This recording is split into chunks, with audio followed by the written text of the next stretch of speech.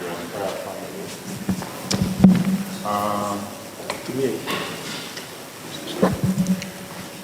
Caro, as Mr. Gitonga has said, is Kenya Association of Retired Officers, which we formed in 2017 to take care of retired public officers, particularly on matters of pension and health.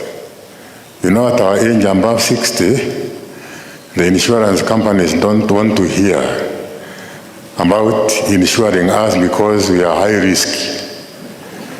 Right now, we have a lot of challenges because of our age. Particularly those of us who are over 80, they are saying they can cover everyone else except those who are 80 and above. So with those challenges, the person whom we are all looking at is our patron. And our patron is none other than Kiraitu Murungi. So Caro is praying for you, Wana Kiraitu, that you go through this ordeal as quickly as possible so that we can engage you to help us sort out our challenges. Otherwise, I wish you well as you settle down, and may Anita rest in eternal peace. Thank you.